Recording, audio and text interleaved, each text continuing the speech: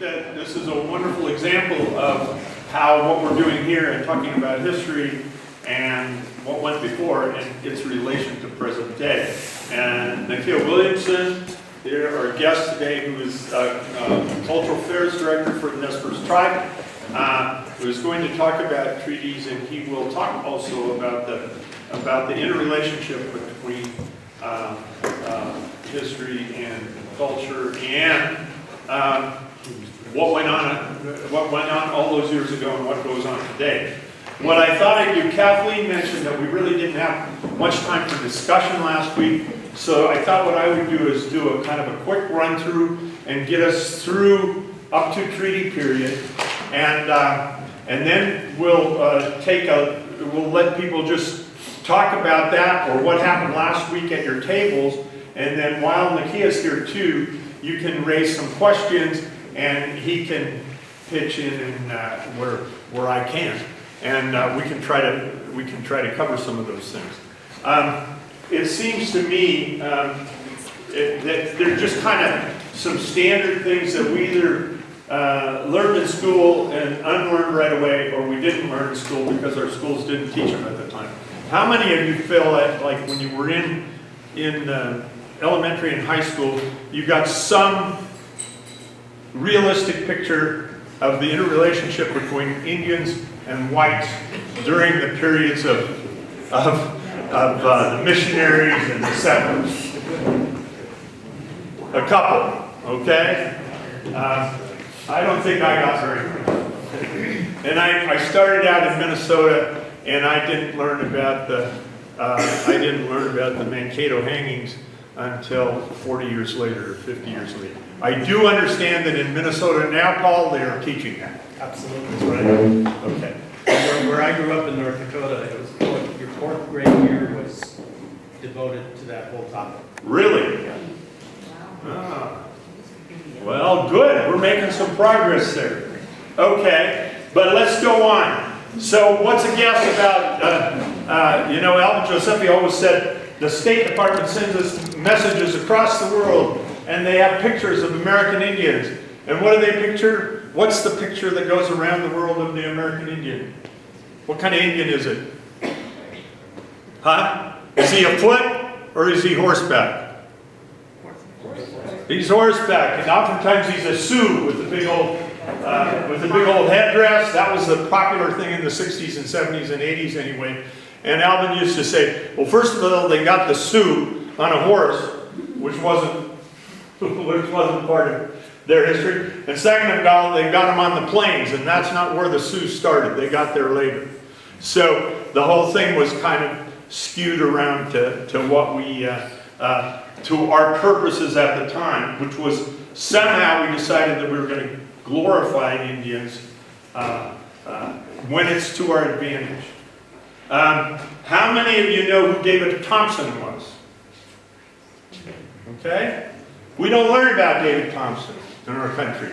David Thompson was with the Hudson. He apprenticed to the Hudson's Bay Company when he was 14 years old.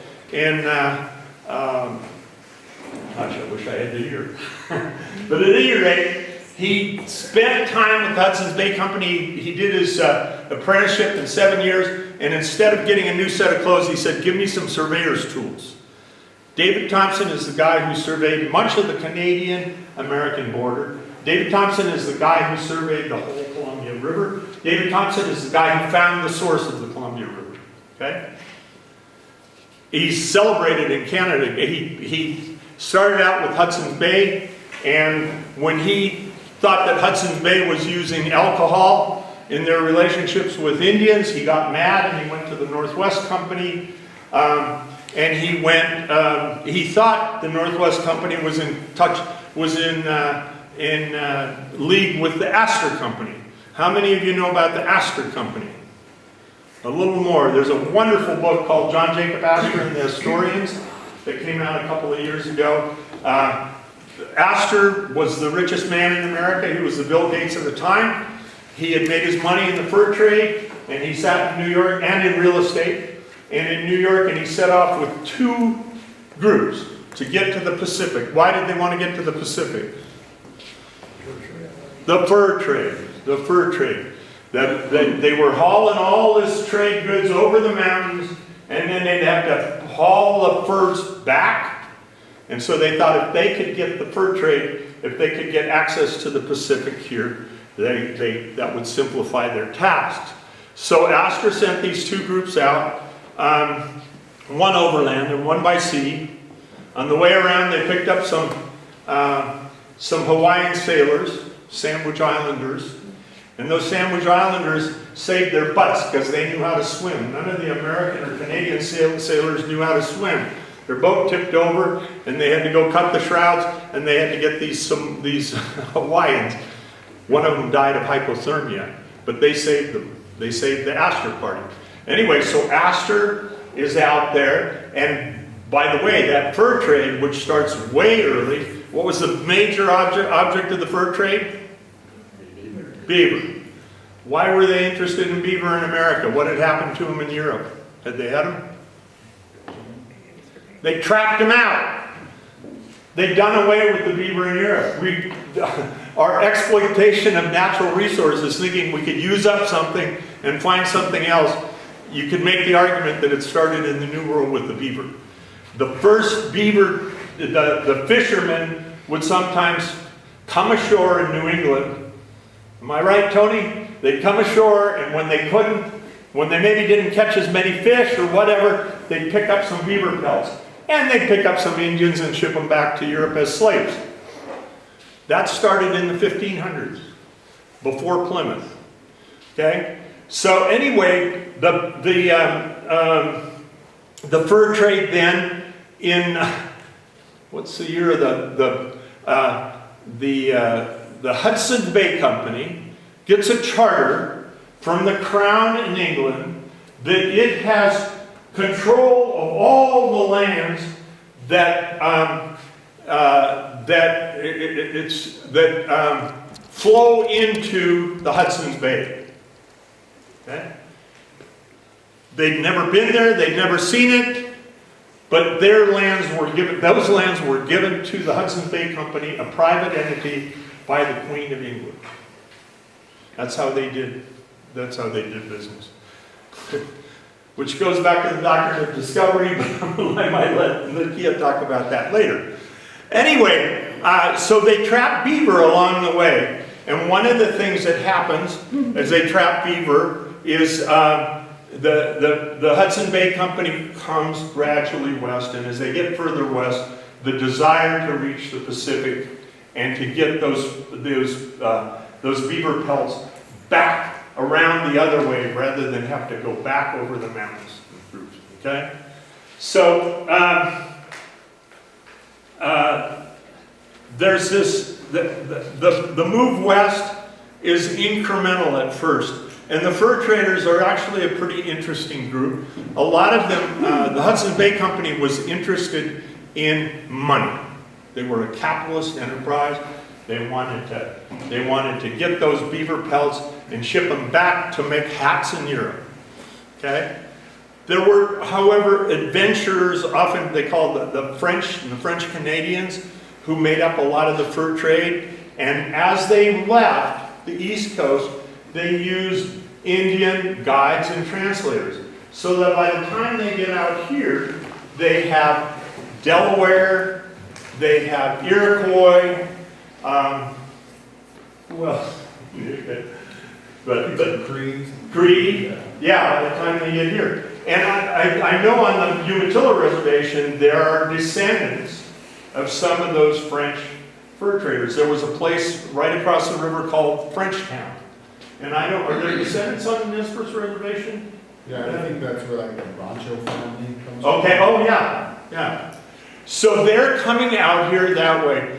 One of the things that's interesting, I think it might be the only example in North America where we actually have a melding of cultures. And that's the Métis in northern Montana and in Canada. Okay? That's the intermarriages between the French fur traders and the Indians. The French and the English had different attitudes. The French knew that there was going to be relations between the men and native women. And so they started training priests in the East, and they sent priests out and married them. The English didn't approve of such marriages. So, but they happened anyway, right? And Bobby Connor told me one time, yes, and when the French fur traders married an Indian, when they moved or were posted somewhere else, they took the wife with them. The English left the wife for the next person. The English were, McLaughlin, the father of Oregon, had a couple of Indian, I think he had an Indian wife in Canada that he left behind, which was the common practice. At any rate, that the Métis culture, do any of you know much about the Métis? Yeah. They speak, what, 18th century French? They're Catholic for the most part, but some native culture and traditions involved. Kind of depending on if you were above the Great Lakes or below the Great Lakes. Okay. And they are now recognized in Canada as a First Nation, right? And they had their own rebellion. They tried to stand up to the government. We think of our government as being cruel to Indians. The Canadian government has its own bad history. And so, what was his name? Riel? Riel had an uprising, and he was brutally put down, and he was hanged. And several other people were hanged. But the culture persisted, and they persist to this day. Anyway, I think that's just an interesting side note that the one, given the opportunity, there actually could be a melding of cultures. Okay. So then the next thing, what I've learned in my working with Nez Perce people and reading Elvin and reading other things is that what happens here is not isolated, and it never was. It's totally involved what was happening on the East Coast. In 1810, about somewhere in there, a bunch of guys at Williams College got caught in a lightning storm, hid in a barn, and they said, God, if you save us, we're going to go do something great for mankind. Well, God saved them, and they came out and formed the American Board of Commissioners for Foreign Missions. Okay? And they started sending missionaries around the world. And in 1831, the Spaldings and the Whitmans signed up with them and came west. Simultaneously, by the way, again, American history, the 1820s and 30s is called the Second Great Revival. It's also the time, anybody know when LDS, the Mormon Church starts, I think there, 1830s, 1820s?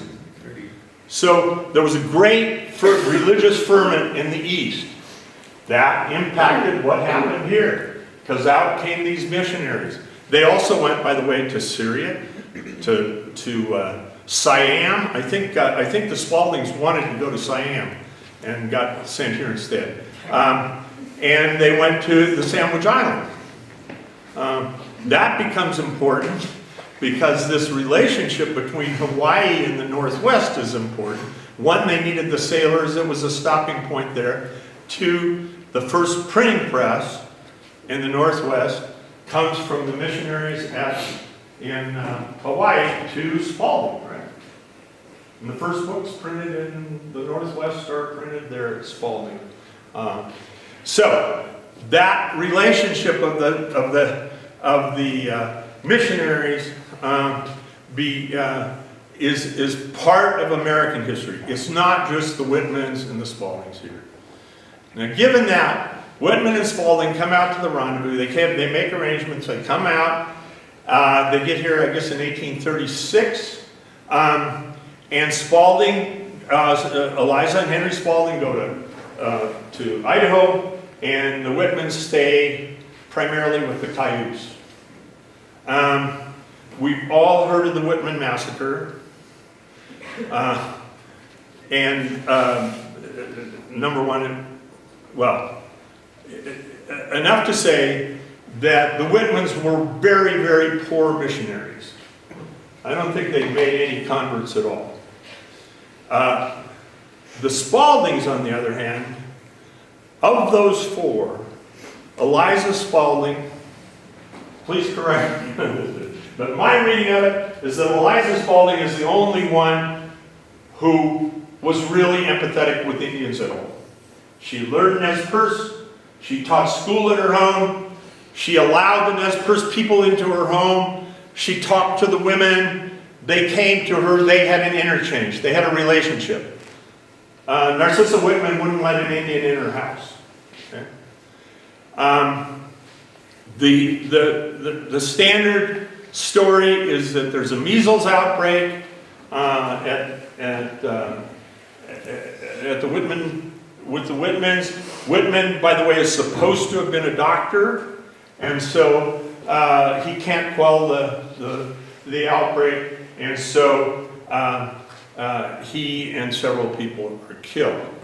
There's an interesting article in the Oregon Historical Quarterly by a doctor who traces this back, and he says he thinks what actually happened is the measles did not arrive there with a wagon train. By the way, because Whitman was so bad at missionizing, he decided that his real mission was to recruit settlers.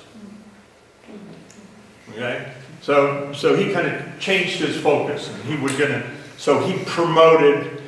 promoting the Walla Walla Valley as a place for settlers to come. But anyway, this new treatment says that a large group of Cayuse had gone to California to pick up horses and cows, and while in California they contracted measles. They came back and they infected. There was the artist Paul Kane was at Walla Walla, whatever it was called at the time, and in his journals there's a story of a crier, a Cayuse crier, coming and naming all the people who had died along the way. And then that crier goes out to other Cayuse villages. The Cayuse, I think this is the first real decimation of the Cayuse people, is that measles epidemic. And they died in much greater numbers than any of the other tribes. And this doctor ascribes it to that.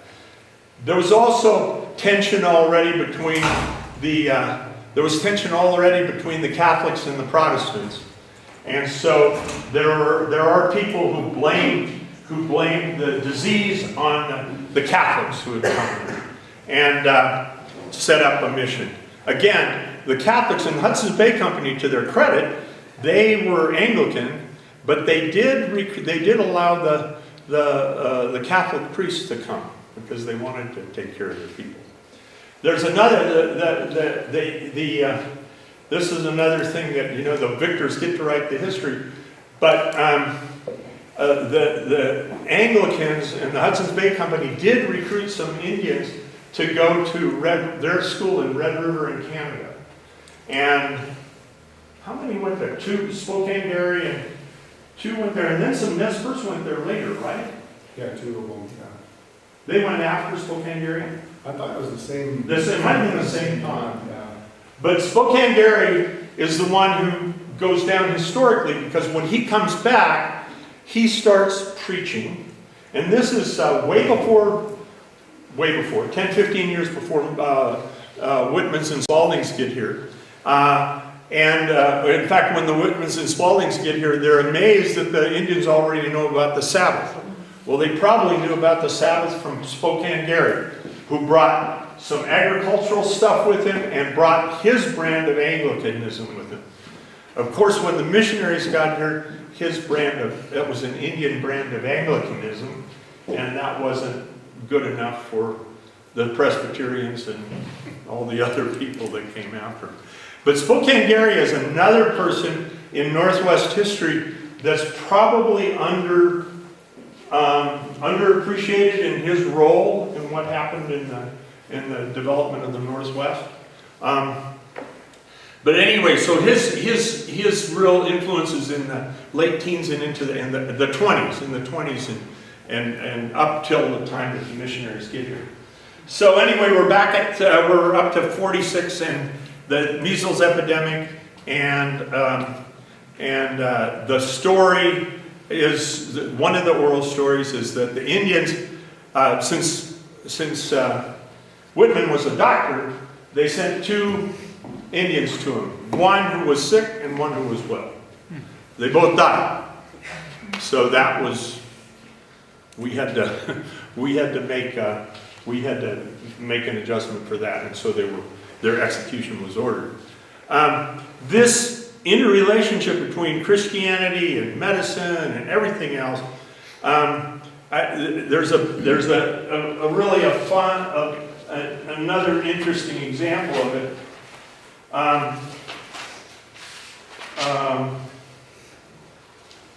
Father de Smet, okay? Father de Smet is a Jesuit, and he's trained in St. Louis, and he actually tried to learn Indian languages and whatnot. And Father de Smet came to Montana in 1841 and set up a Jesuit mission. And they were there for a lot of the early articles you see about, illustrated articles about the Indians in the Northwest are, there's one of the round boats floating on the river that was done by Father Point, and he was part of that mission. The interesting thing there is that Father de Smet says that, and his companions, the Jesuits, say, listen, Indians, you have a sweat lodge and we have a chapel. You have a pipe and we have the Eucharist. You have wave-tin and we have angels. We're really, really very similar. So for a while the Indians said, well, this sounds pretty good. We can have a little added power here. But then the Jesuits say, well, wait a second, you didn't understand. You don't get to keep your sweat lodge, you don't get to keep your wave tin, you don't get to keep your pipe. You have to trade them in for our stuff. Okay? My reading on this thing is the Indians, and for that matter, a lot of the white people of the time, they were trying to get through the day, right? They wanted good weather, better crops. They would use whatever they had to get it. The Indians had their spiritual lives, and they used that spiritual life to try to impact what was going on around them with their families. The Christians prayed to God to save their families and have a good crop, right? So they were all kind of after the same thing. And I had to go back when I was looking up on Stevens. You know what the average age of an American male was, a lifespan of an American male was in 1850? Like 35 or something. Pardon? 35? I think it was 40, but it's right in there, you know? So by God, you didn't have much time to do it. And what you had to do was provide for your family, and you had to do something great and wonderful in your life, or else just have something to pass on to the next generation. But the Christians, that little thing I passed around is actually a blog post I did 2 or 3 years ago. What I think is interesting about it is the Indians were always trying to understand the whites. There's the latest book on the Nez Perce is called Thunder in the Mountains, a dual biography of Joseph and General Howard. And he goes to great pains to understand, to show how Joseph is trying to understand these white people. The white people never tried to understand the Indians. Outside, there were certainly there were white people who married Indians, there were white people who lived like Indians who did it. But as a whole, the whites did not try to understand. So, and one of the interesting things, of course, is that we have these Catholics and then we have the Protestants. The Catholics had developed what they called teaching ladders. These were illiterate people, they were missionizing, So they built first out of wood and then out of cloth, these things which depicted the whole history of the human race from Adam and Eve to the present. And they use them as, if any of you are old enough to have gone to Sunday school with what do you call them, flannel boards, where the people moved around and stuff. These were the missionaries' flannel boards, and so they had these ladders. They developed them in South America, and they brought them up here. The Catholics were using. So Henry Spalding decided that he and his wife would build a Protestant ladder, and so the Protestant ladder is on the other side there. And one of the things you'll see in the Protestant ladder is right at the top of it, the Pope is falling off into the flames of hell. So remember when Chief Joseph says, you guys can't agree on your own God, for heaven's sakes, and now you want us to do it? So, that was just part of the landscape there. Okay. Very briefly, I'm going to take you one more figure that I think is very important and is underappreciated. And by appreciate, I don't mean positive or negative. I mean acknowledged as his role in our history is Isaac Stevens. Okay? Isaac Stevens was the guy who put together the Treaty Council of 1855. But before that, he was a West Point grad, first in his class, did yeoman service in the Spanish-American War, went to work for Franklin Pierce. Political, you think that he worked for Franklin Pierce? And so he got the commission to be, number one, the governor of Washington Territory, number two, the Indian agent for Washington Territory, and number three, the surveyor of the Northern Railroad route. Okay? In the 1850s, Congress decided that we had to hook the East and the West. They didn't have enough money to build a railroad, but they apportioned $150,000 to survey 4 routes to the Pacific and 1 route from California to the Columbia River. I just happened, and I can't even remember where I got it. I think it was Grace Bartlett's. But this is the 1855 survey of the route from Sacramento to the Columbia River. Remember how Lewis and Clark had all these bots? They sent all the pictures and the samples and everything. Well, this was that doubled and tripled. They had geologists, they had their campsites marked, they had everything marked, elevations marked, but they also had these beautiful, lithographs in them, and of all the creatures and the plants and everything else. So our government was paying for that. Stevens wanted that. Stevens wanted to be the guy. He was 36 or 38 years old. He was going to be the guy that united East and West. He got to the West, and he immediately threw all the tribes together in Puget Sound and jammed treaties down their throat, and then came over to Wallowas.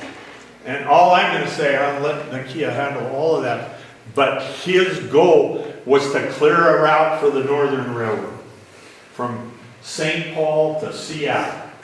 And he thought he could be a hero, and that he would go down in history that way. Now, as it turned out, number one, I don't think there was ever any possibility the railroad was going to go that way before the Civil War, because the Southern senators wouldn't let it. That would have meant more free states. So it was a false steal. So I think that would have never happened. But anyway, that was his goal. And then, just following Isaac's brief career, he becomes the governor of the Washington Territory, or the congressman from the Washington Territory. He goes back east, but then the Civil War comes up, and he volunteers, and he goes back, and he's made a general. And it's just so perfect, I guess, at the age of 42 or 44 or whatever. At the Battle of Chantilly in Virginia, he's shot through the head while he's riding down, leading a charge, waving his sword. He was waving his sword out here. I mean, that's he was trying to do that all along. Anyway, that's just I think, you know, that knowing about people like David Thompson and Spokane Gary, and knowing that there was a history here, and that there were cultures here, there were overlapping cultures, and knowing that the Hawaiians got here, and why did we have Hawaii? What's Hawaii? The Hawaii River, Ralph. That's the original name of the Hawaiian Islands. They had Hawaiians helping the trappers. And the Hawaiians what? Hawaiians were helping the trappers and Sure, boats. yeah. And there weren't standard spellings for Hawaii. But if you read again there's a book about the forgotten Métis of Oregon country, and he talks about all the fur expeditions that went out. There weren't very many Nez Perce on this fur expeditions because they'd rather trade than actually do the trapping, I think. But they always said, well, we had 3 Iroquois, and we had 4 Canadian voyagers, and we had 3 Sandwich Islanders, or Hawaiians. So they were throughout the Northwest. And how many, you know, our friend that did the workshop for us on the cradle boards. Cece Whitewolf. Cece is, I think she's enrolled Umatilla, but she's Nez Perce, Umatilla, something over on the coast, but there's some Hawaiian in there that intermarried with her coastal tribe.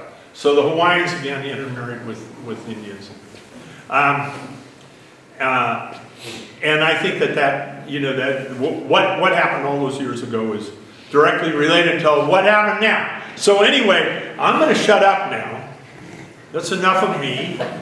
But if there are any questions now that I or Nakia can handle, and then I'd invite you, at Kathleen's suggestion, to take time at your table to talk about what happened last week and what happened this week, and then maybe come up with a couple of questions at each table, and questions or comments that you could make, and then we could discuss as a group, or maybe with Nakia's help, we could try to come up with some answers. Does that make sense?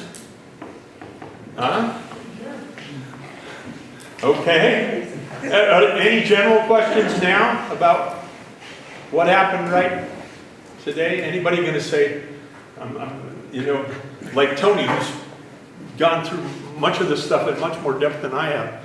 If anybody want to challenge anything or say, wow, wait a second, Schneider, you can't mean that. No?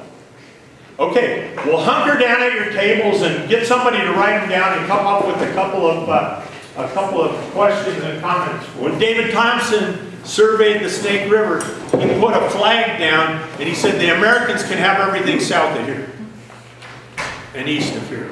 Okay? This is the line.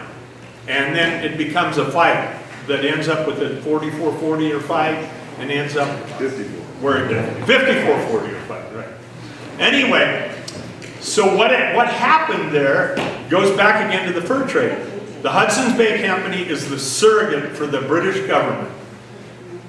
The British government does a couple of things. One, they actually send down a little colony to around, I think around Beaverton somewhere. And number 2, they decide that they're going to trap out all the beaver south and east of the Columbia River so that Americans will not even want to come there.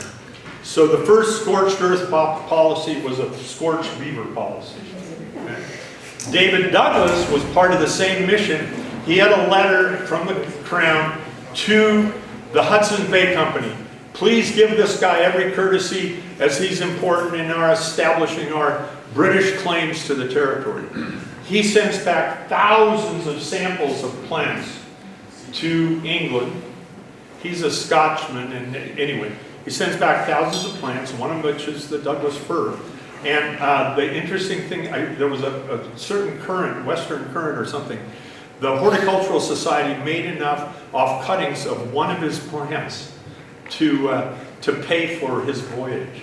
but he got left off at the Astoria, put in a canoe. He gets all the way up to the Blue Mountains. He goes all the way up the Willamette River, and this is in 1822 or 23. So that's pretty interesting. Yes, ma'am. So I'm hoping we're going to be having lunch soon, and there's going to be some conversation. You're going to have folks throw out questions, or what did you? Yeah, I think right now, so Nakia's presentation, he's got a PowerPoint presentation. Do you want to, let's do some questions now, and then we'll eat, and then we'll get his presentation. Is that the best way? Okay, shoot the questions, and shoot them at him as well as me. Yes? Jeff? Okay. Rich, you spoke to the 1820s, 1830s being a period of Christian revival and a lot of churn within Christianity and these varying stripes of theology. My question for Nakia is, can you give a perspective on what was going on within Native American theology at the time? Were there other, were there competing philosophies or theologies, or could you comment on that? In terms of Christian, sort of, are you referring to Christian, non-Indian belief systems or our own? I was thinking more of your own in that context when you have all these other ideas coming in, but what was happening here on the ground?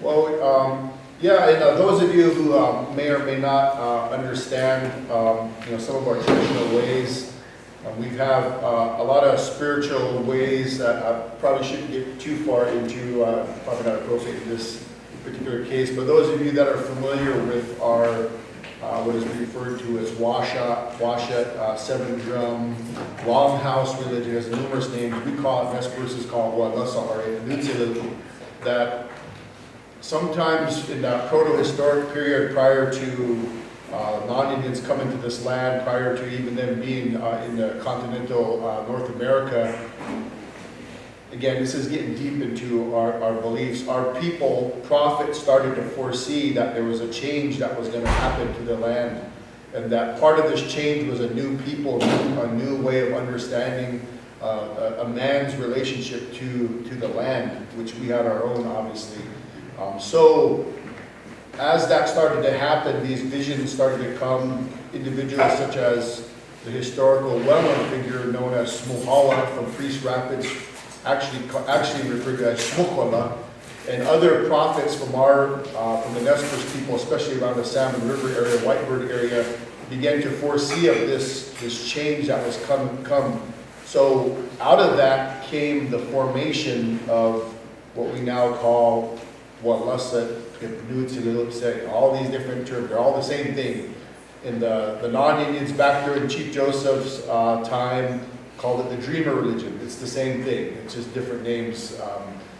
So that was basically, at that time, a way that was given to us through a series of songs and ways of reaffirming that relationship to the earth to basically counter this time of change that was coming, basically the coming of the non-Indian to this land that was going to change everything. These series of prophets and songs that talked about those sorts of things. So, one would say that the Seven Drum or the Longhouse Washout religion was a way to deal with that change that was coming, that was foreseen, that was coming to us. Now, later on, when non-Indigenous people seen that, because a lot of those beliefs are in terms of, like we have we call Hawspawit, or Sunday, that we observe, So a lot of people that came later on, they're just copying what the Catholics are doing. They're just copying and incorporating that. That's how you see it. No, these ways were predated Lewis and Clark. They predated, any knowledge of Catholicism or any knowledge of any, so-called organized Western religion. These were prior to that. That was in expectation of these people coming to our land. We have songs that were talking about Timus, about the paper or the book that was going to come, that your name would be written in a book. So that's kind of our belief. So, so I guess, but that wasn't in contradiction in our ways of spirituality and knowing. That's why a lot of, I guess for this reason, that's why a lot of our people readily adopted Christianity, that there was no religion that was exclusive of one way or another. We had a variety of ways that we utilized to take care of different aspects of our life. It wasn't like, well, you belong to one tribal religion or another. There was different types of ceremonies, different types of things that we would do that all kind of were concurrent. There was no exclusivity. So when some of them, basically took on Protestant, Presbyterian, at first they didn't feel like it was anything different than anything else they had. So they didn't feel like by doing that it was in any way any conflict with their own beliefs, that it was a way to understand the world that was changing around from a spiritual standpoint. So I guess I could go on and on about that, but that's kind of, I guess try to give, it's a real complicated question, and that's probably a talk unto itself. Sure. I guess at this particular time. No, Just to try to give you some, Yeah, no, understanding. that helps, thank you. What? Did somebody follow that? I can't pronounce it. On page 14, there's a plant. Pardon? There, on page 14 of the book, there's a plant. And it only gives the Nez Perce name. A plant. And I was curious if anybody knew about that. So that's a plant that's, there's a couple different versions of that. That's kind of a different spelling. I don't know actually what the common name is, but it's a particular plant that that increased virility, I guess you might say. It had multiple uses. What does it look like? It's a little, it's a herbal pill or something. No, but it was a plant that warriors in particular, like if you, those of you that have studied the history of the Nez Perce War, you hear about Yellow Wolf and others that, at Canyon Creek and others fought for 3 days without drinking water or eating food, and how were they able to do that? Well, this plant was, one of those reasons why they were able to do that. There was a particular root that they would use, and it's kind of held pretty secret, for people. Not everybody knows about it. There's a couple of these plants that are similar. So, I guess it must have been the Red Bull of their day, I guess. But yeah, and I don't know what the scientific properties are of this. Like I said, a lot of these plants and the knowledge of them wasn't like, I guess we think of nowadays where I guess the idea is like, well, everybody should have access to it. Everybody should have equal, access to this knowledge. That's not the way our people believed. Our people believed that there was certain plants, certain knowledge that would be held in trust by individuals in the community because they knew the proper way to take care of these things, and it wasn't common knowledge for everybody to have this type of knowledge, that people would go to those individuals and they would gift them or ask for use of this particular plant, and then it would be given, or another plant. And so that's the reason why this plant probably doesn't have, it's not a commonly known plant, even though there are a few in our community that know what this specific one is. And even if I wanted to tell you, I don't know what the actual, common name or, scientific name or anything is. I know what it looks like. And like there's two. There's one that grows kind of in the lower region, like around Salmon River area. There's one that grows in the upper region, like around the Camas Prairie, that's kind of has a pink flower with it, is what I know about this particular plant. So is it still used? I believe so. Again, a lot of these sorts of things, you can ask questions about a lot of variety of Nez Perce life, and you can get an answer, no, these are things of the past. To me, I never say that, because it's not like, same thing with the use of some of these sacred areas. Oh no, the people don't use this. Well, there's not a sign-up sheet for the use of these. People do them. That's their own individual right to use these places, to use these sorts of plants. And a lot of times by broadcasting this sort of thing, you're taken away from the very reason why you're using something like this or using an area. It's not something that even within our community you really talk about, you really proclaim. It's just things that you're doing for your own, spiritual, physical, mental well-being. It's just not the way we did things around here. So it's hard to really, put a number on, 3.5% of the Nez Perce people utilize this plan. Yeah. That's just sort of thing we just don't do. I mean, it's just, it's just the way these things are. So I would say, yes, definitely, there's people that know about them, but it's definitely esoteric knowledge in our community today. But there are other plants that are very commonly used and used on a daily, if not weekly basis.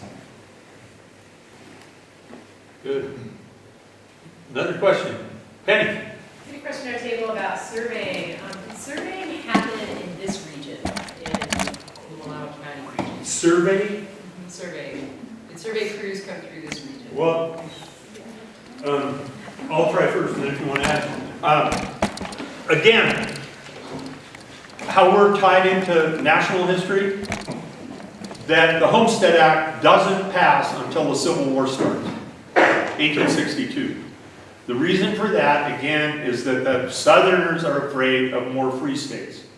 So in 1862, the Homestead Act is passed, and I think the Wallowas are surveyed in 67. Does that sound right? It's in one of Grace's books.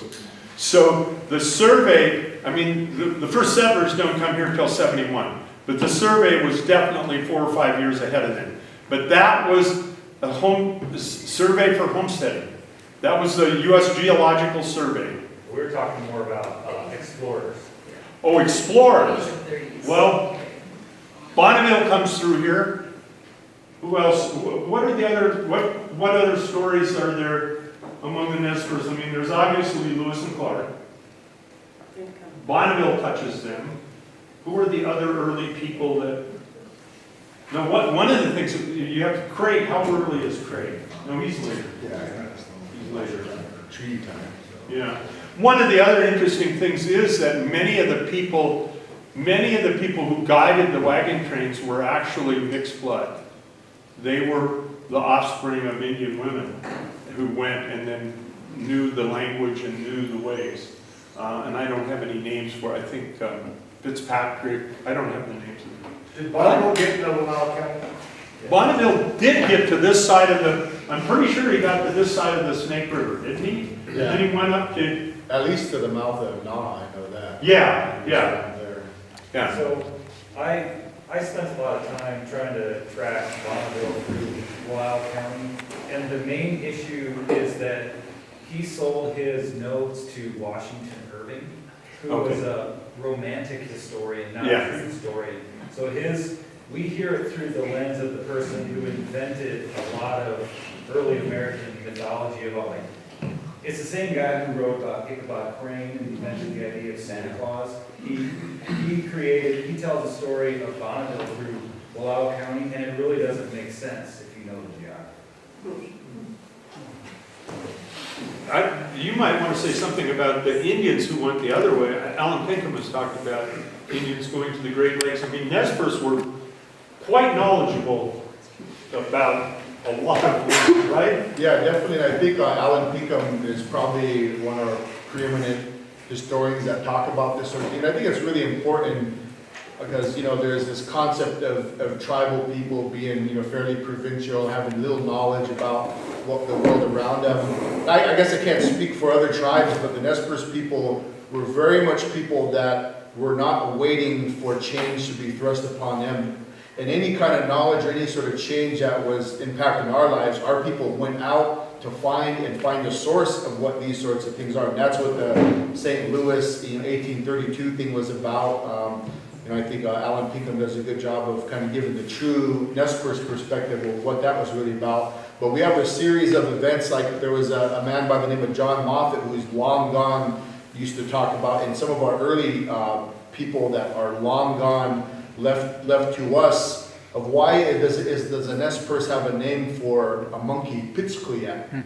Why did we have that? Oh, well, probably when they went back east, during early delegations. No, we had, we had the name for the monkey because according to John Moffat, some of our early people, that our people traveled as far south as where they see monkeys. So southern Mexico, Central America, to gather a specific type of medicine down there. So, this idea that our people had no idea of what was around them, is totally false. A very, the Nez Perce version of the Odyssey, I guess you might say, by a man by the name of Tuesday, Grizzly Bear High, traveled far to the east to what is now Cincinnati, down by foot, down the Mississippi River to the Gulf of Mexico, lived there for a time, back over to where California is, up the coast and to the mouth of the Columbia River, and back to his home. That journey took 20 years that he underwent, and he came back with all these stories, introduced a couple of dances that he had learned, from different people along the way, and he told that story. So, this idea of Nez Perce people reaching out is something that happened for a long time, and I think a lot of people don't understand how much knowledge we call this, and Alan Pickup talks about this, we called this an island because we knew there was water on all sides. We understood these sorts of things, so our view of the world was much larger than what we're given credit for in the history books. And Alan is coming when, Rich? You're talking about Alan Pickup, is that the same person that's coming or not? Yeah, he's coming next week. Okay. Yeah. So you can ask that question again. But now I haven't heard the story about the man who makes this big journey. His name again? It's Tuesday. Yeah. So has anybody written that down, or is that only carried on in oral tradition? I think it's been documented, I'm trying to think of where. It's documented at least one or two places. Okay. It's fairly esoteric knowledge, but it has been documented. Yeah, I think he mentioned, I think it was probably during the earlier colonial time, somewhere. It's hard to say, but he mentions going back east where he ran into non-Indian people, and the way he described them is they spit like grasshoppers. And what he was saying was they were using chewing tobacco and spitting out black spit. And like a grasshopper, if you pick it up, it has that black spit that comes out of the mouth, and that's what he was saying. They spit like grasshoppers. That's one of the things. Yeah, so Nakia, that's a great segue to lunch. Good morning. Again, I'd like to thank Rich and Kathleen and others to organizing this event. I think it's a good opportunity to share information. I think, myself as a presenter, done a lot of these sorts of, sort of outreach sort of efforts on behalf of the Nez Perce tribe, in particular the Culture Resource Program. I also just have to kind of, please excuse me, I'm kind of feeling a little bit under the weather. I kind of came out of being a little bit sick, so I'm not my normal vigorous self today. So please, again, bear with me as we kind of go through this day. I'll give my own sort of welcome in my own Nez Perce language to each and every one of you. So at that time, I'm just going to give a quick welcome. Kapiaya oikalo hemiuma ka istikasta ki gapaitsi kina ki tatspiam kin ka itu nunam chaklitok se kina wataspa ka kuus nunam tutokanawit ki ka titlupama ka kina wataspa kinki ki piam kin ka waku ki uyase ki Chicken, Kamilitz chicken, Kisiapatimki. So what I said in my own language is just, welcoming ourselves, yourself, myself back to this land that sustained the Nez Perce people since the beginning of time. And I do that in a way, like in our language, I said, to come back around. Or like if you're going to go home, go somewhere else, and then travel back to your home. That's the term that we use for that particular action. So again, I'm very thankful to have the opportunity to address you today. And I kind of what I want to do a little bit is, we work a lot with different agencies, like some of the Wallowa Whitman, Tony, we work a lot with Tony King, of course, archaeologists are, I guess the zone archaeologists here for the Wallowa Whitman, and we work a lot with different federal agencies, especially the larger land managing agencies. Thank you. And so, this is a good opportunity to kind of share some information, and to have a little time together. But I think what I like to do is try to kind of set the stage in terms of some of the treaties, some agreements that were really interesting into the formative time of how Nez Perce people advocated for our own rights on this landscape.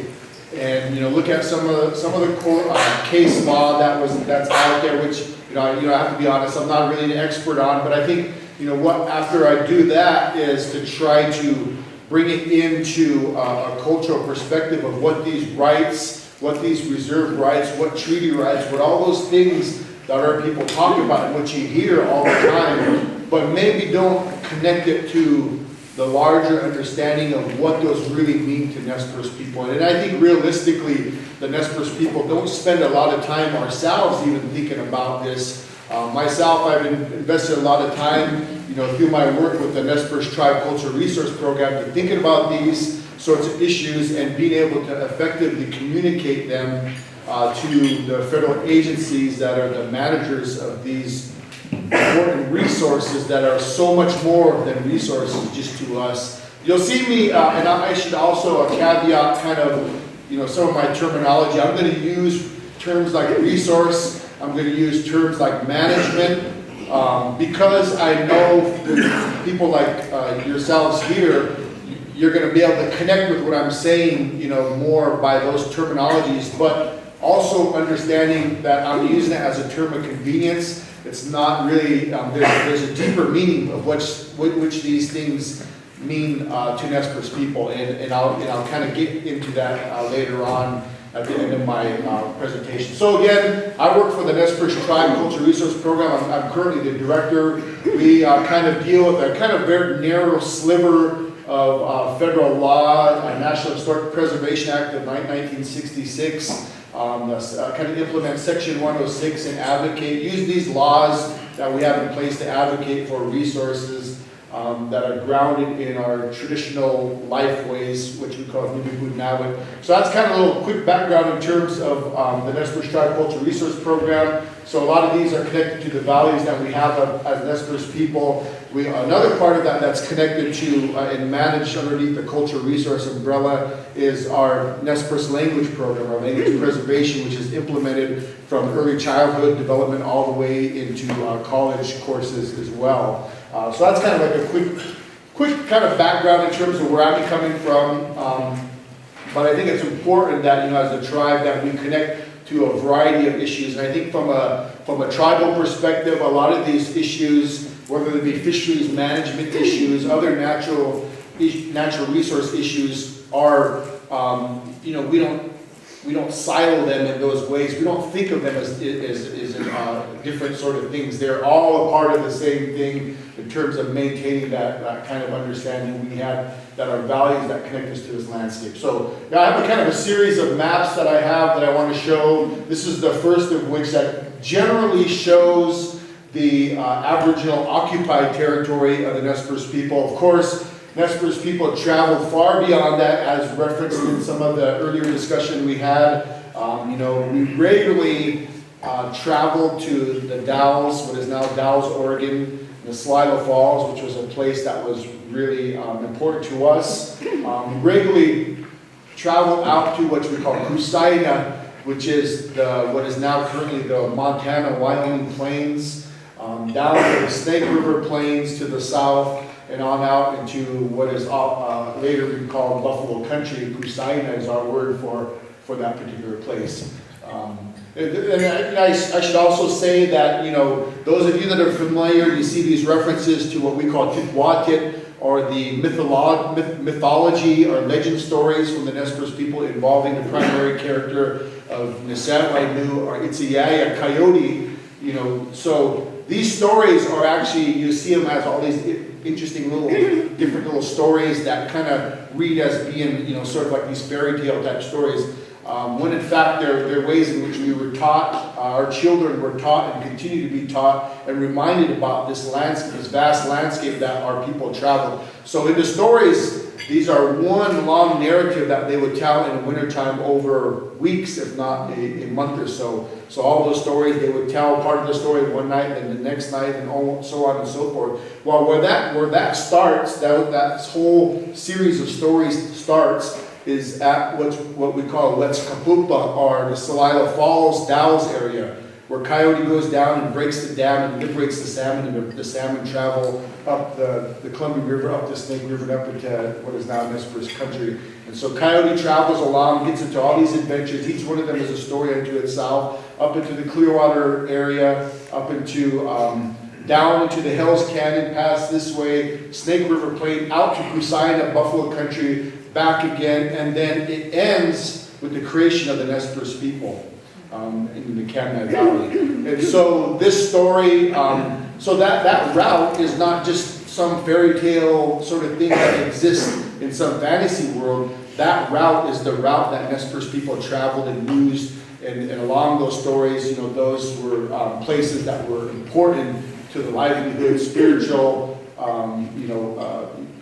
sustenance aspect of Nez Perce life. So those stories basically talk about the traveling of not only Coyote, but where our Nez Perce people traveled, lived, gathered, and did all these things that were so integral to Nez Perce life, and still integral. So these are some of the other subsequent, designations that have come, over time. Oftentimes you'll see this kind of golden type color you see out there is which is referred to as the Indian Claims Commission boundary, which was defined, I think it was 1946. The commission was convened to try to figure out all these competing issues that tribes had in regards to resources. So through that whole process, anthropologists were hired.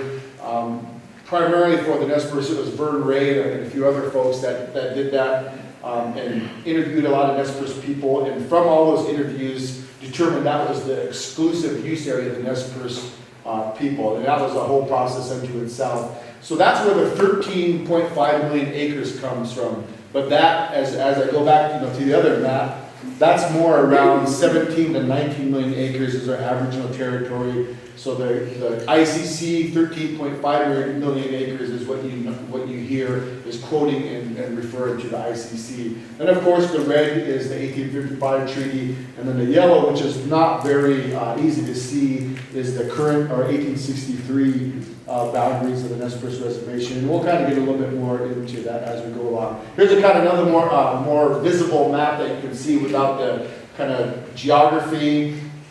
It kind of gives you more clear idea. Again, the kind of lavender or purple, sort of color is the ICC boundary. Then the line on the inside is the 1855, and then the yellow is the 1863. So oftentimes now in a lot of our cases, like our water cases, such as the kind of landmark SRBA, Snake River Basin adjudication, and then now the Palouse River Basin adjudication, they refer to that as, so the area between the 55, so that kind of purple line that you see inside of the ICC territory, and the area outside of the current reservations, or that gold or kind of yellow line, they refer to that as the donut oftentimes. So outside of the reservation, inside of the 55 treaty. Here's another map that I think is pretty helpful that our Land Services department put together at the behest of our Office of Legal Counsel that shows Nez Perce territory, some of the geographic. You also see the lines, the same lines, much more harder to see in this map because of different colors. But each one of those colors shows the various national forests that Nez Perce people practice treaty rights, treaty reserve hunting, fishing, gathered, and pastured in some cases rights.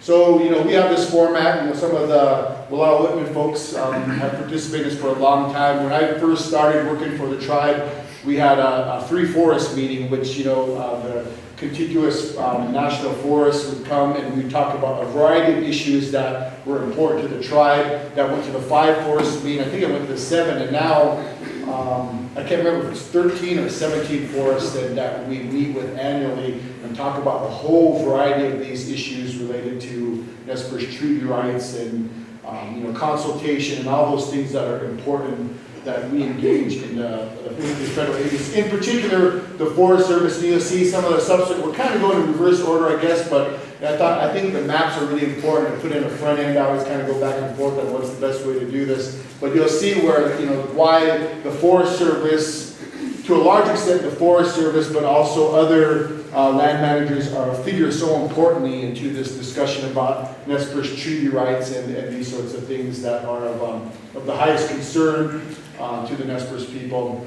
Again, just a kind of a quick photograph of the western border of the Nez Perce Reservation. And again, this goes back to our storytelling that talks about when the order was placed on the land and all the animals were named in preparation for the coming of the Nakia, the Indian people, the Nez Perce people. And this is right across from the western boundary, right near where our casino is, on the south side of the Clearwater River. Those rocks represent, it's a whole story, I won't get into it, maybe Alan could talk about it, but it's called the Council of Animals, when all the animal people were counted and named and given an order in this whole life of our Nez Perce people. And as the story goes, that there was Coyote, who was like the leader, called this council and told them, you be here at such and such a time. Well, the night before, there were some other animals up in what's now the Waha Lake area, and they were playing movement or stick game, gambling. They were gambling there all night, having a good time. And so they were late coming to the meeting, in these animal people. And because they were late, they were turned to stone. And that's why these big monolithic rock features represent the animals that were late to the meeting that Coyote called. And because of their lack of because of their tardiness, they were turned into stone.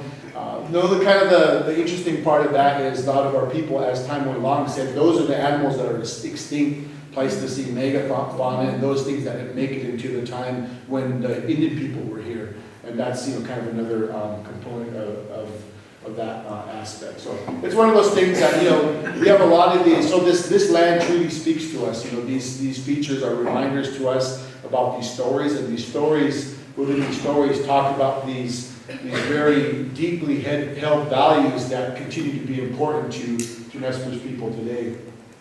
So this is kind of just a slide just talking about some of the legal basis of the treaties, kind of the reference of the treaty in tribes in the U.S. Constitution. So this is one of the issues that we talk about when there's talk from, especially on a state or local level, of abrogating treaty rights, or why do we have to, why is this old document such, it's outdated, Indians should be forced to use a bow and arrow if they're going to go to practice these so-called treaty rights, and all these kind of misconceptions and lack of understanding that a lot of these things were in the U.S. Constitution. There's 2 references in the U.S. Constitution to Indian people, including the Nez Perce tribe, not specifically the Nez Perce tribe, but Indian people in treaties. Of course, one is the Commerce Clause, and then of course the very important one about treaties shall be the supreme law of the land. And just as time and history has kind of progressed, we kind of forget to realize and understand that these treaties are connected to the U.S. Constitution. A lot of people don't understand that. Oh, you want to do with the treaties? Okay, well, let's do with the Constitution and start over then. A lot of people don't like that idea. But it's the same sort of thing to us in terms of the legal definition and where these rights were reserved by our own people. Again, these are reserved rights that we reserve for ourselves. They weren't rights granted by the U.S. government because they weren't theirs to grant. They were our rights that we had reserved for ourselves through this treaty-making process. So Article 3 is really an important, one of the main aspects of the 1855 treaty, which was negotiated in the Wallowa Valley, And we've heard some talk about that. Governor Isaac Stevens, territorial government governor that negotiated that. And when I say negotiated, is there was a certain amount of obviously politicking and kind of strong arming that happened there. But also when the Nez Perce arrived, made our arrival with 2,500 warriors dressed in full regalia and carrying weapons, and I think I may have a Sohan drawing of that, came in. They were also asserting their military authority at that time and our sovereign ability to protect the lands that were so much a part of who we were and who we continue to be. And so the Treaty of 1855, Article 3, talks about where a lot of these treaty rights are kind of come out of this wording that happens. Exclusive right of taking fish in streams running through bordering said reservation, and to go on further, that's where the usual and accustomed fish at all usual and accustomed places held in common with the citizens of the territory. And then of course you go further down, privilege of hunting, gathering roots and berries, pasture their horses and cattle upon open and unclaimed land. So I want to take specific note of the usual and custom and the open and unclaimed land, because later on here in a little bit we'll talk about some of the other cases, the other case laws, some of the other treaties, because not all treaties are the same. Not all tribes have the same treaty rights. Not all tribes even have a treaty. We have certain tribes, a lot of them around here to the north especially, that are executive order tribes, which means they were established by executive order by the President of the United States. And we all know how that happens. Those executive orders, unfortunately, can come and go. A treaty was made by Congress. So Congress is the only entity in the United States that has the ability to abrogate these treaties, and there's a whole thing into that. So we're a treaty tribe according to the 1855 treaty, and so that's one thing that a lot of people don't understand. You have executive order tribes, such as the Colville Confederated Tribes, the Coeur d'Alene tribes, and a lot of these tribes are executive order for whatever reason, established by executive order from the President of the United States at that time. We were established by treaty and by Congress, which is an important distinction to talk about. The main distinction being that a lot of those the treaty tribes retained and reserved off-reservation treaty rights, which is what we'll talk about later, whereas those that were established by executive order typically don't have off-reservation treaty rights. They can negotiate with different forests or other land managers, on a state level, to practice treaty rights or to hunt deer or whatever they were trying to do. But it's a different posture. When the Nez Perce tribe comes and negotiates with the forest, we're not really asking for them for something that we already reserve for ourselves. We're expecting them and the states to acknowledge, because of, again, the case law that we're going to see in a little bit, acknowledge our reserved treaty rights that are with the United States government that predates the establishment of all these states. And that becomes a sticky issue as well as kind of time goes along. And a lot of that was sorted out in a lot of the court cases, more or less, and we'll kind of talk about that here in a little bit. So here's some of the definitions. Open and unclaimed lands may include public lands outside of the tribe's ceded territory. Here's a statement from Apaswahig, our old looking glass, who rode in several days after the treaty had convened from Buffalo Country with two leaders. One was Kulkulusnini, and the other one was Ipalik Hilukwa, who was my great-grandfather, who ultimately those two didn't sign the 1855 treaty because they were from the lower Snake River area and it took away some of their territory. So they didn't even agree to the 1855 treaty.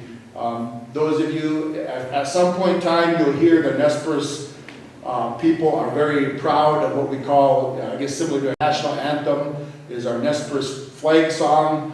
And that same song we sing at the beginning of our celebrations, and if you ever hear that song, that's the song that was sung by these men, Apaswahig, Pilot Clouds, cool, sneaky red owl and a contingent of 20 warriors. They come back from fighting the Blackfeet in Montana, hearing that their land was being sold. And so when Looking Glass came in, they sang that song. He jumped off this horse and lectured everybody, and through the whole, sort of, negotiations up in the air, and it wasn't really clear what the eventual outcome was going to be.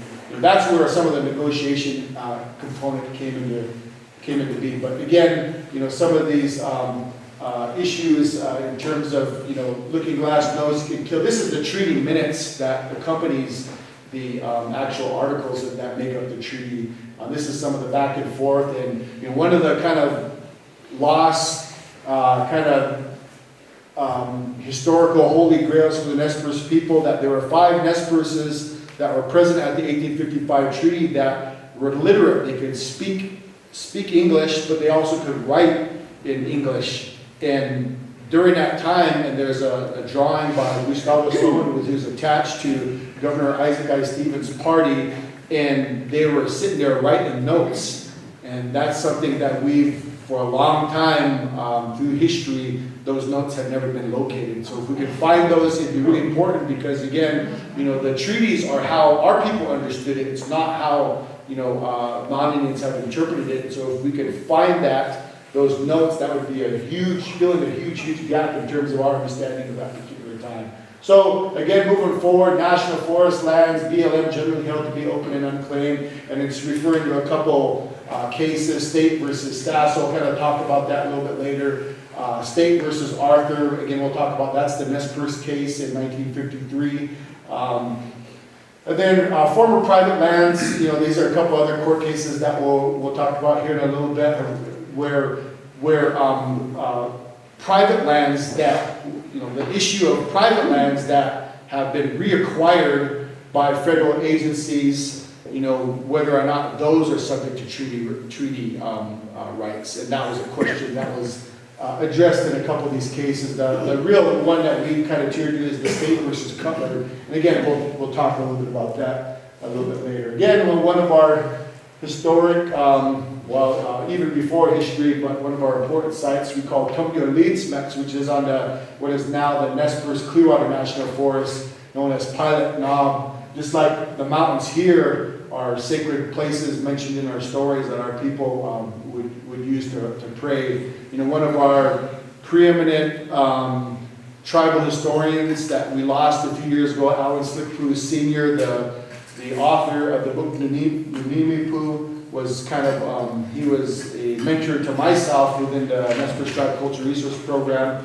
He used to refer to that as, when he was talking to agencies, talking to outside people, trying to make people understand what these places meant to us and what happened there. Oftentimes they're viewed in this spiritual, sort of that kind of format, which is true, but it had a practical component too. And he said that place there, Pilot Knob, was the first University of Idaho.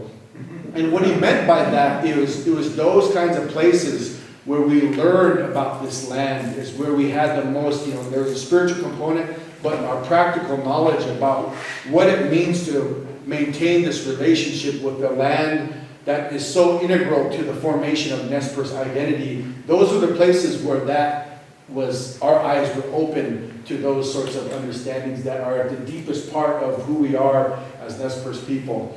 So we go on to the 1863 treaty here. So that was kind of just a side note, I guess, but the 63 treaty, which of course, eventually really started a lot of the really kind of precipitous downward spiral of course, things happened before, but it really was kind of put into action a lot of events that really ended up being a very difficult time for Nez Perce people, up until, the establishment of, the current reservation boundaries in 1863, which established the reservation around 770,000 acres. That's our current reservation, which subsequently were reduced by the Allotment Act that came and was implemented on the Nez Perce Reservation. So the real important thing about the 63 Treaty, and this is something that came about, I think, in the 1990s, there was a group calling themselves the Northwest Jurisdictional Alliance. I don't know if you guys ever heard of that particular interested group, and the reason why you haven't is because they haven't really been active, but back in those times, it was a group of local governments within the reservation, school districts, county governments that were basically pushing for the idea that the Nez Perce tribe had been diminished, the reservation had diminished, and basically the Nez Perce tribe didn't exist. That's basically what they're trying to do. They were trying to basically say, because of the establishment of the states, because of the subsequent treaties, because of the Allotment Act, the Nez Perce tribe no longer has any authority or any sovereignty within their own reservation land. And so, through that, one of the first things when that argument was coming to be was, our Office of Legal Counsel, Doug Nash was there at the time as the head of our Office of Legal Counsel.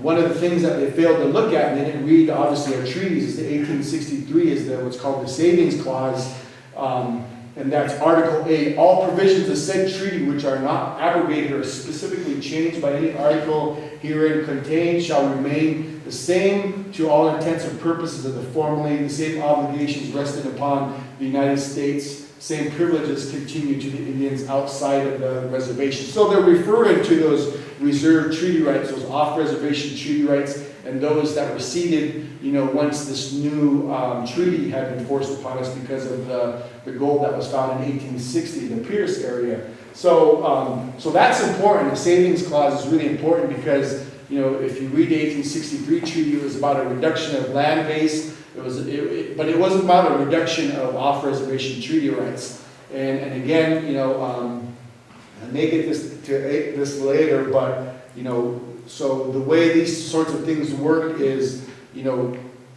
each subsequent article in the treaty, if not, they can't be diminished or abrogated just by subsequent historical actions that have happened. Like, well, this happened, the reservation happened, this treaty happened, and so because of those things occurring, those things no longer exist. No. So the way the Supreme Court has ruled on these sorts of issues is that if a treaty right is abrogated, it has to be done so, explicitly by Congress. It can't be done through a series of small actions that culminate as, okay, well, now you guys don't exist, kind of like what the Northwest Jurisdictional Alliance was claiming. It has to be specifically done in a very specific manner. If it hasn't, then it's not a kind of a legal sort of action when it comes to these reserved treaty rights. Another thing with the 63 treaty is what we're dealing with now is the reservation of springs and fountains not adjacent to or directly connected with the streams or rivers within the lands hereby relinquished. So again, working in that area known as the donut. This is the issue we're dealing with right now.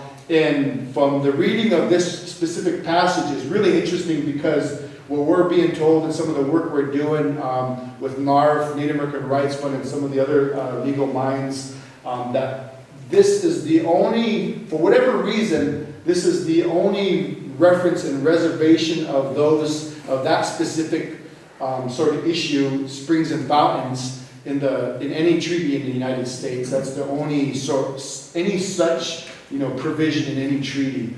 And basically what that means is when our reservation was changed, the land base from that 5.5 million acres in the 1855 treaty to the 1863 treaty, that we still reserved rights as kind of a reserved, like a water right or a property right that's attached to those, no matter what happened with those private, and of course, when agriculture and other people came in, you needed water, so people set up places around these springs. Well, that has never been dealt with, and so those springs, according to this, still belong to the Nez Perce people, and that's something that's it's a pretty big thing, and it's something that we don't know how ultimately it's going to be resolved, but it's the only sort of article or reserving of rights of its kind in the United States, from my understanding. So that's kind of a real important thing to kind of key in on. So Indian Claims Commission, we talked a little bit about that, established in '46.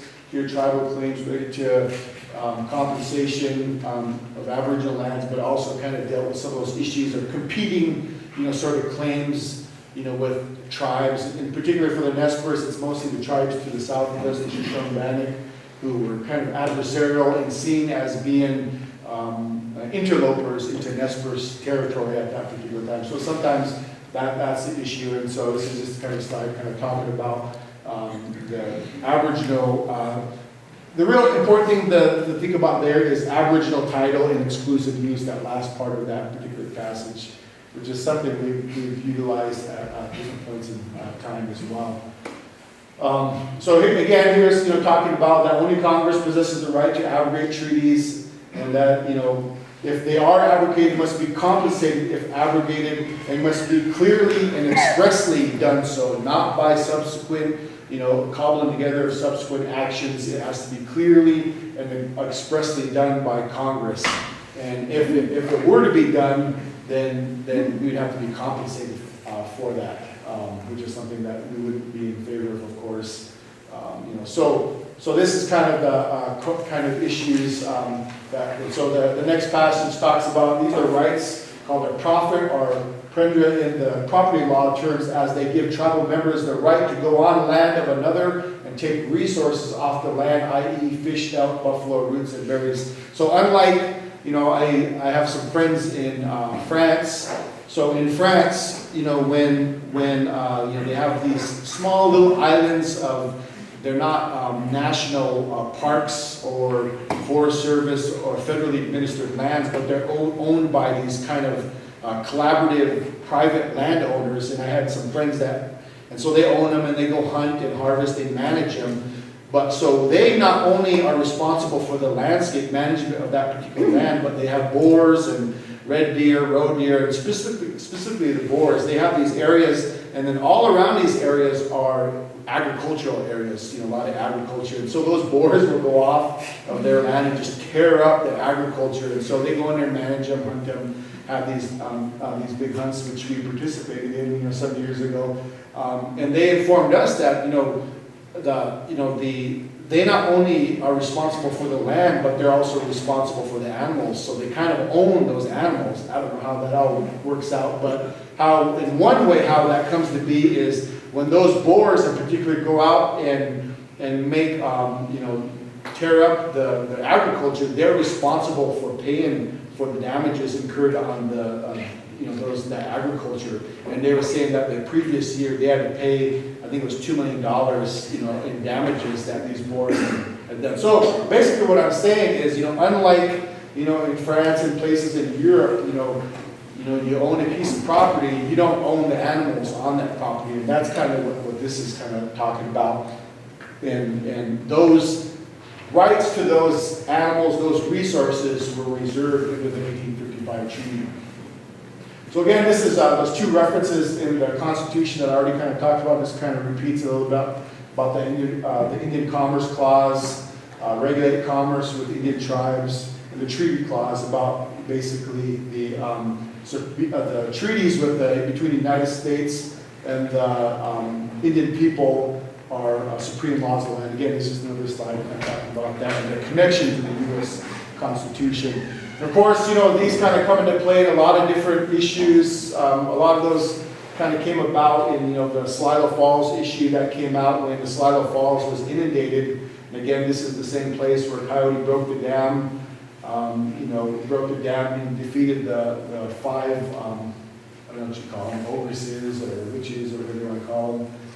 And broke the dam, creating the Sligo Falls, which later on, I believe in 1947, was inundated by the Dalles Dam, created a relationship, between, for mitigative actions to those sorts of issues that happened, between the U.S. Army Corps of Engineers, then later on, Bonneville Power Administration sells the power generated off of much of those dams. We work, the fisheries receives funding, cultural resources. We engage on ongoing issues that are impacting cultural resources, of which there are many. But this shows the Nez Perces, and that's a whole thing unto itself. That there's a whole history that happened there, kind of politic going on, even between the four treaty tribes, where three of the tribes were trying to keep out the Nez Perce. And this is something that maybe Aaron, our kind of dirty laundry a little bit, So 3 of the 4 treaty tribes that signed, so the treaty tribes are the Nez Perce, Confederate tribes of Umatilla, Confederate tribes of the Yakima Indian Reservation, as well as the Warm Springs that later signed a subsequent treaty with Palmer. But they're considered the 4 treaty tribes. Well, 3 of those treaty tribes, when that inundation happened, they had to compensate tribes for that loss, mitigate for those losses. You know, they wanted the pie cut up into 3 slices, not 4, so it'd be a bigger, section for each of those. So there was a whole part where, we looked at a lot of those BIA records who were very much involved in that whole process, where the other tribes were trying to cut out the Nez Perce, and basically we had to provide a bunch of information, testimony, a lot of those names, even down to Willamette, a Nez Perce word, all these places that have these Nez Perce terms, and basically go to, which we always have to do, prove our connection to these places back during that time. So it was kind of a contentious time. We kind of moved through that a little bit. But anyways, this is one of the photographs taken prior to inundation, and these names on here. Sam Jackson, he died in the 1980s. He's fishing. This man is Wally Wheeler, who actually died, I think, 5 years ago. And this is called the Chute, which is a little area that was off to the side, and that's where a lot of the Nez Perce's fish at Sligo Falls. They refer to it as the Chute. That's kind of Nez Perce section. I think there's a Moses in there. I think the guy with the white shirt on the bottom is Moses from Canada. So now I'm going to kind of transition into that kind of talk about the treaties, the kind of letter of the law sort of thing, into, sort of the area that I think is most important, underlying a lot of what back in 1855 our leadership was trying to advocate on behalf of maintaining these things. They weren't simply reserving rights in terms of how we see them and how they're viewed,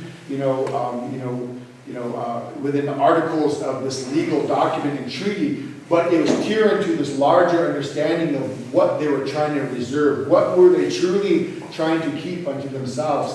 And a lot of us talk about this as our our way of life, in which these things that we have a relationship, and if you even backtrack, I'll put it in another framework first. So when Lewis and Clark came through, or some of the early people, we talked about the early explorers that came to Nez Perce country and seeing what they thought was an untouched wilderness that was untrampled by and uninterfered by human touch, and there was so many resources, abundance of salmon, elk, deer, buffalo, all these resources that were in abundance. Well, that was probably the furthest thing from reality. In fact, and to put it in a term that I think you could all embrace and understand, is this was what they seen, the abundance they seen was an active result of specific management steps that were taken by Nez Perce people that went back thousands of years. So what they were seeing was a result of management practices that had been implemented by Nez Perce people for thousands and thousands of years. Many of these roots that we speak of, here's one of them we call Wallowas. That is one of the first herbaceous plants that come out in the spring. To the west of us, they have different types of. We have what we call a root feast when we welcome all the new foods. Some of the tribes to the west of us have what's called a celery feast. That's what they're celebrating. They call it Indian celery. We call it Wallowas. And so, those are the types of foods that we have these sorts of, connections with. And so what I'm talking about is truly a relationship that we maintain.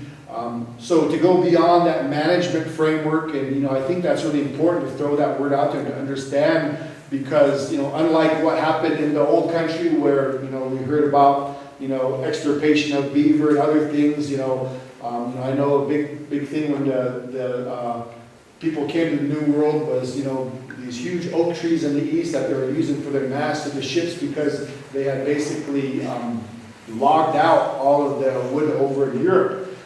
So this abundance that was viewed was an active result of not only Nez Perce, but other tribes' management strategies, So management strategies that were successful and were self-sustaining over all these generations.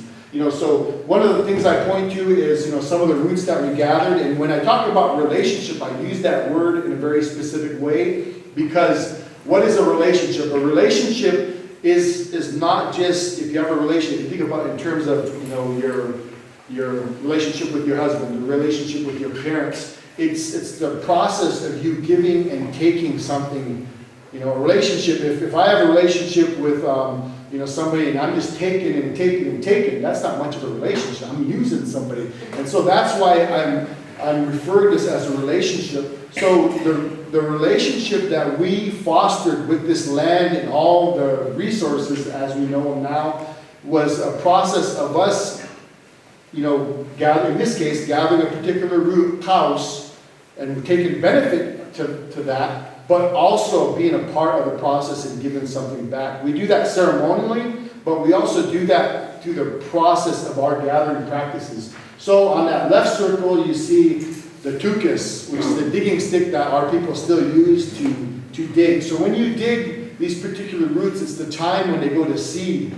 So what happens is you find a plant and you dig, and it's right at the time when it's going to seed. You open it up, and those seeds fall, and what you see at the bottom, those little white specks that, are kind of hard to see maybe from the back, those are, those of you that are familiar with plants, limatiums, a group of limatiums typically have an umbrella-type structure on the top, and these little pods that go in different formations depending on the species. Well, in those pods are all these different seeds. At a particular time of year when we gather, when we open that land, those seeds fall in. So you take out one root, and look how many seeds fell in there. Probably, a dozen or more seeds. The next year you'll go back and it'll be like a little molehill, a little mound of dirt where somebody took out roots. And if they did it at the right time, instead of one root, there's 5 or 6 growing out of that. And at the same time, just like you do in your garden, or just like you see in a football field, they go out there and putting those holes in the football field and make sure you're aerating the land and you're working the land. So these are cultivated. These aren't just wild plants that existed out of. We play a role in the ongoing ecology of these plants. So treaty rights aren't just a way to us, for Nez Perce people, to reserve the ability to take something, it's not that process of extracting something just simply for our resource, for our benefit. And that's why, the term resource isn't quite the right term, but it's the easiest word to use. But we're also working that land. We're also a part of that plant. We're a part of the ecology of this land. So that's what the treaty rights really are, is the ability to maintain that relationship between not only, in this case, cows, but all the other sorts of roots and plants that are important to the lifeways of Nez Perce people. And that's why it's a relationship. And that's why, the Nez Perce people always advocate, whether it's fisheries, management. That's why we have the fisheries office over here. These things are how we are accountable to this landscape. And that's part of what that relationship tells us. That's part of what our law, when I mean law, I'm not talking about state, federal, constitutional law. I'm talking about our law, the law that was on this land. We call it Tamaluit, is the law that binds us to this land and makes us accountable to the land, and is the reason why we have in this day and age, bring science and garner every bit of knowledge we can to impact changes to this landscape that has been severely altered in these treaty rights that are being trying to be carried out in this severely altered landscape is the challenge that we have today. And so what's at stake? It's the management of resources, because without resources, we can't, those of you that understand a little bit of our traditional lifeways, is when we have our root feast in the springtime, and that initiates our cycle. That's another part of our ceremonial obligation, is that when that comes out, the first one that comes out is Natsoch salmon, because in the stories, the one I referred to with those rocks, the first one to step up was the salmon, Chinook salmon, and he's the one that leaves all the foods back. Again, they're not just stories, they're real things. And in the spring, when our foods come back, who's the first to come? It's the salmon. And in the story I referred to when Coyote broke the dam, the 5 evil sisters who he basically, who made the dam to keep the salmon from coming up, as punishment, he turned them into swallows. And so in the springtime, when the swallows, the mud swallows come up the river, and we see the swallows, we know it's time for the Chinook salmon, because that was their penance for trying to keep the salmon from the Nez Perce people and the people in the upper area, that now you have to go and herald the coming of the Chinook salmon. So when we see the swallows skimming the waters, we know the Chinook salmon are going to be in the water, or they're in the water. So these are the connections that I'm talking about. These are the stories. They're not just fairy tales, they're meaningful to us. So when that salmon comes out, he's the first one that comes. After him is the kaki, a certain type of lamation. All the roots have their own place. And then you get to the hoofed ones, the hoofed animals. And then at the end, it ends with tamit, huckleberries. And the last root that we gather, which we just gathered and baked, is our camas, our blue camas, one of the pretty purple flower from the lily family. So that whole process, so if we don't have a salmon at the front, then the language of that particular being is gone. The ceremonial place that it has in the longhouse is gone. The knowledge about it is gone. Me in the Federal Columbia River Power System with some of the other treaty tribes, or some of the other tribes, I guess they're not all treaty tribes. We hear some of our good friends to the north where they no longer have salmon. They say they'll get some allocation from salmon through, fish hatcheries and stuff, and so they'll the ones that have died or whatever, they'll take them all to some of these communities. Well, they tell us that their kids don't even like to touch the salmon because they've been disconnected from that. And that's what we're trying to fight against, because, again, you see that reduction of land, you see that reduction of land base from 19 million acres, 13.5, 5.5, 770,000, and now what we're left with.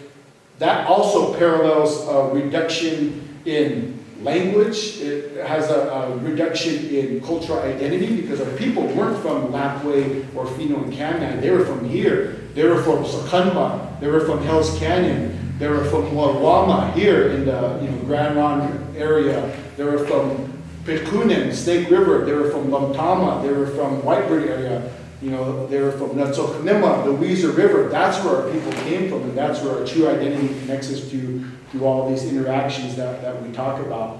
So again, there's another picture that kind of talks about that process. And then the ongoing sort of ability for us, in the face of all these things that are realities that are out there, to retain these things that are so important to our identity. So that process, treaty rights, isn't only the ability for us to go out there and take a salmon, take a picture with it, or shoot an elk, be proud of the size of its, horns. It's not that. It's that process of interacting with those resources in that true relationship format is what defines Nez Perce identity. So by preserving these natural resources, we're preserving our own identity. We're preserving our ability for me and those that come after me to even call ourselves the Mipu. If those things are gone, if those processes are totally out the window, if those resources aren't there, we can't even call ourselves the Mipu. And that's how connected we are to the land and the resources, and that's really what's at stake for Nez Perce people. This last one is, in 2005, the Nez Perce took the lead on reinitiating our buffalo hunt over there in, I think I was missing a slide back there. Somehow I'm missing a slide. But anyways, in 2005, our people initiated the hunt. We basically forced the state of Montana to acknowledge Nez Perce treaty rights, like had been done previous years. And I didn't go in depth enough about the Arthur case, but the Arthur case was 1953, where David Arthur was a Nez Perce tribal member. Prior to 1953, the Nez Perce people were being cited for hunting in areas that were reserved in the treaty. So even though they were reserved back in 1855, it had to go to court, it had to be, after states come in, state fishing game and things like that came into play, they were citing Nez Perce people, even for hunting and fishing on our own reservation at one point. So it wasn't until 1953 that Dave Arthur, in that test case, killed a deer in what is now the Nez Perce Clearwater National Forest in Idaho County, and that went to court. And those other actions, which again, that slide was missing somehow, about some of those other court cases that kind of helped buttress those sorts of things. But in 1953, that's when we retained those rights. And a poignant story that's kind of related to this particular landscape. There was an elder that we just interviewed, I think a month or two, maybe about 2 or 3 months ago, and he was alive during the time when Nez Perce people were still hunting over in what is now Wallowa country. They were hunting elk up into Buckhorn Ridge. They would come up the Snake River up to Joseph Creek and up over the top Buckhorn Ridge and travel this way to Billy Meadows and hunt all along places where we still hunt. Well, during that time, they'd have to hunt. And they were poachers, basically, because if they were caught, they were cited and things of that nature. He told me a really poignant time where he had an uncle that, during his life, and brought him hunting in that area, poaching, as it was at that particular point. They would have to hunt, and they'd have to run and hustle, and because they didn't want to get caught by the fishing game. And it had come in, so that was what they were used to. So it came to a point where I think it must have been sometimes after the Arthur case, where he was hunting with his uncle and they shot an elk, and his uncle runs out there, hide your gun, do this. And so he's really trying to hustle, and this man named Chucky Axtell walks up and he goes, "Hey uncle, what you doing?" And he goes, "Well, we got to hustle, we don't want those, the fishing game to catch us." He goes, "Oh no, we don't have to do that no more. I guess, we won a case, and so we don't have to hide no more. We don't have to, act like criminals, I guess, for practicing our treaty rights." And that was a revelation to him, because that was how he operated his whole life. And, so these are the sorts of things that our people kind of know about and have lived through. And, also, one of the things that to know and understand about Nez Perce people is, rather diverse people. The Nez Perce is there, and the Caldwell Indian Reservation, there's a different dynamic there, and I think you will hear from some of those folks as well, and they have their own experience. But our experience is unique. In the history books, you hear about, in 1877, the Wallowas were pushed out of the Wallowa Valley, and end of story, well, there's some people that come here for Chief Joseph days, but I don't know what happened to all those intervening years. But in the histories, they closed the chapter on that, on the Nez Perce people in this area, the Wallowa County and the broader landscape. Well, that's not necessarily the truth. When our people were pushed out here in 1877, and we have a lot of oral histories about this, as well as some of I think there's even some photographs and other, early ranchers that were in the Joseph Canyon area are testament to this, that the Nez Perce people who on the Nez Perce Reservation never stopped coming here.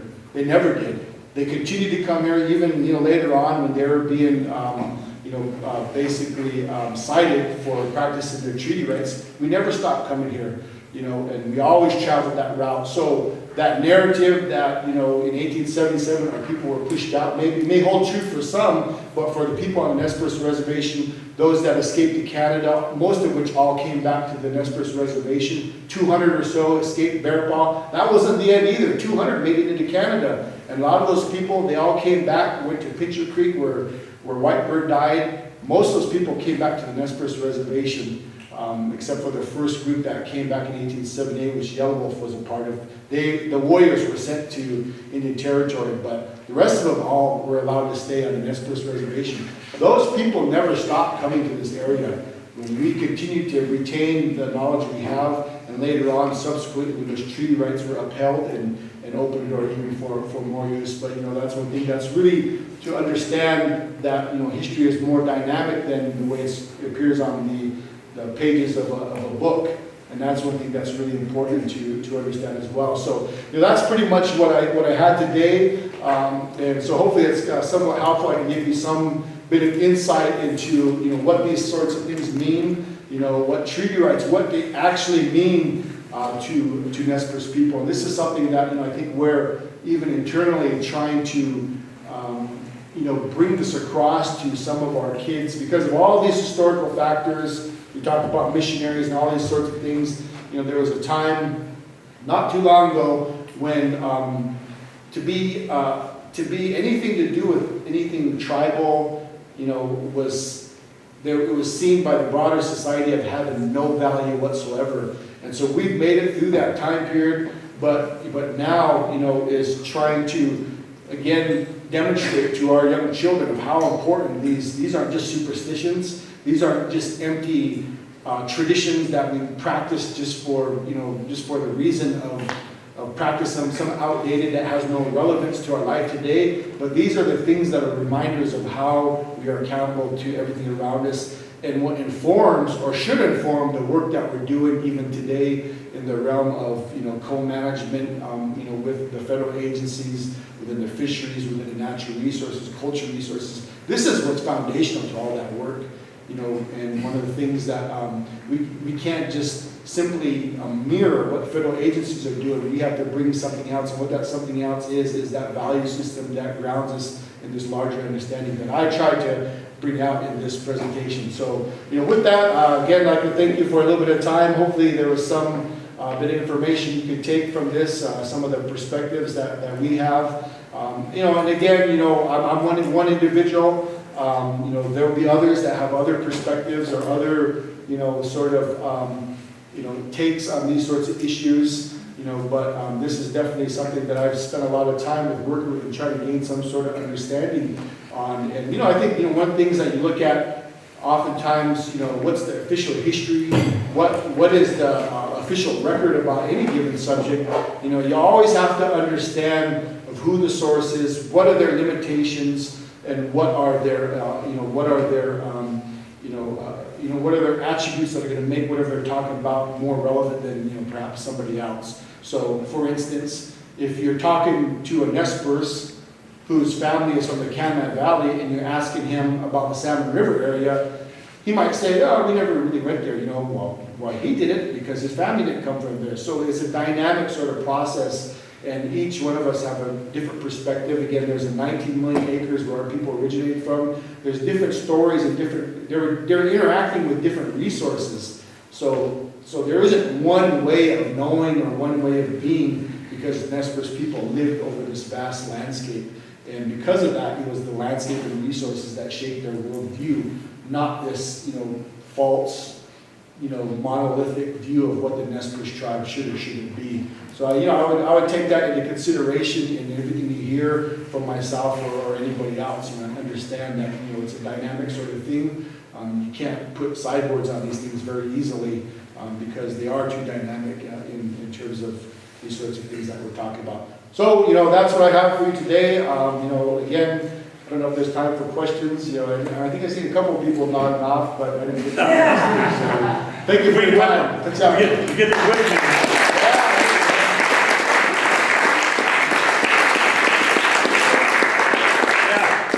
We've got time for a couple of quick ones, huh? Then he's got, yeah. I have like 3 questions, but hopefully they'll all be really short answers. But how many people live on the reservation currently? How many are enrolled in Nez Perce? And if you could talk a little bit about the woman running for governor in Idaho and whether there's some excitement within the tribe and how much support is going on for that governor. I realize she's not Nez Perce, but yeah. So tribal members living on, those sorts of questions about Nez Perce identity, how you define it, is really a complex sort of thing. But again, it's probably another talk unto itself. You even think about it now, there are, even today, there are full-blooded Nez Perce people that live on the Colville Reservation. They are full-blooded Nez Perce people that live on the Umatilla Reservation. They're not Cayuse or Wallowas, they're Nez Perce people. For whatever reason, there are people with Nez Perce ancestry on the Salish Kootenai Reservation. So when you talk about identity, but they are probably enrolled on those reservations. There's Nez Perce people of Nez Perce identity on the Yakima Reservation, so on and so forth. So are they Nez Perce people, or are they, so you have to distinguish between enrolled versus, who they actually are as a person. Unfortunately, because of all the things that happen, even the treaty making process, that basically draws a line there that, I think is sometimes difficult to navigate that idea of identity versus enrolled status, versus where you live. There's all those sorts of things that come into play, and there are sometimes difficult issues when people ask these. Again, it's the dynamicism of these sorts of things. It's not as clear just to say, this is one answer and that's it.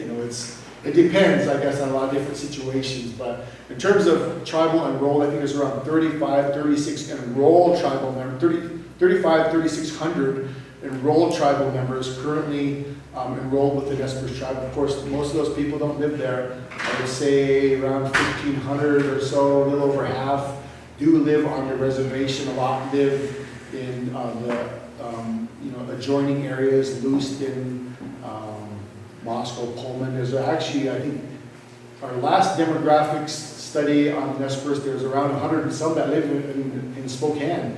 They're scattered out throughout the Northwest and throughout the United States. So I would say that would be kind of a rough estimate, but it becomes a very complicated issue.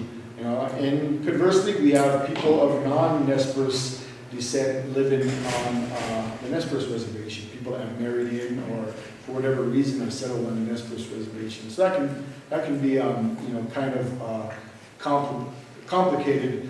Back when they were making allotments on a lot of reservations, and we're kind of trying to figure out, hey, there's all this crazy stuff, people related on have different kinships at time to different reservations.